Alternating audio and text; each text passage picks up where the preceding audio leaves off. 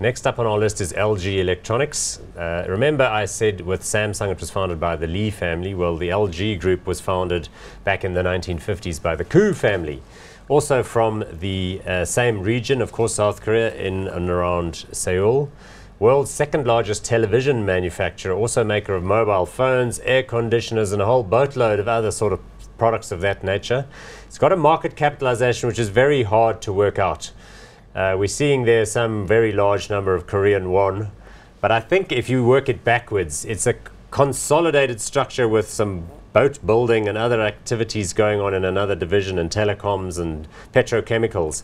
But LG Electronics probably has a market cap, I think, of about $20 billion, because you can add the two entities together, both listed on the Korean exchange.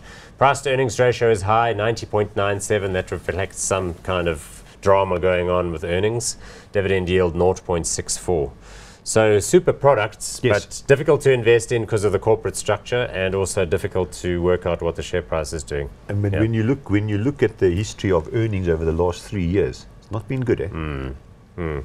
Because TVs and home entertainment systems, that's going to be affected by the same things you mentioned earlier. Mobile phones, we know what we were saying there, exactly. killed by the competition. And you wouldn't think that, I don't know anyone who owns an LG cell phone.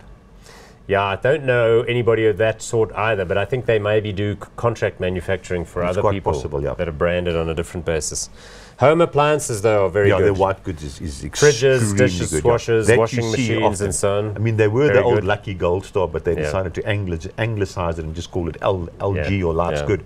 Now, look, they're very good there, but that is highly competitive. Eh?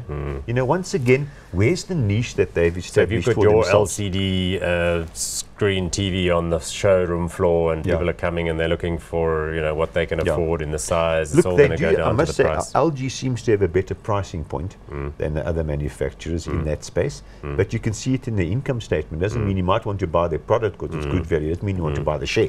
Another interesting business they've got and are quite a big leader in is digital signage. So those are those huge displays like you get at Times Square in New York City. These things that get made for outdoor installations. Yeah, that's I mean, cool, there was actually a local manufacturer of that as well, but it just couldn't compete with the what was it, Stella Vista or Stella, something? It was listed on the market. Okay, so I don't know. I mean, the cycle of TV and home entertainment replacements, that, I guess, if Europe has a bit of a revival and that sort of thing goes on, people are going to be upgrading. But you know, where's your margin on all this? You go buy a TV, you can buy the massive big curved screen thing that takes up half your lounge for 40,000 Rand, or you can go and buy a nice TV that's fairly good and good quality and everything for 5,000 Rand. Well, what I always do is wait a year or so, because then the really big ones get cheaper because there's a cycle, obviously, the sort of large. You don't want to be at the bleeding edge of this kind of trend.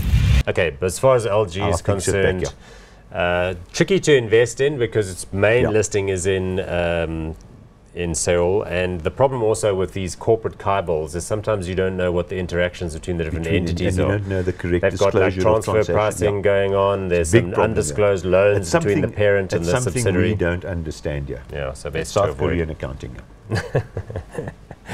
Not hot on that one.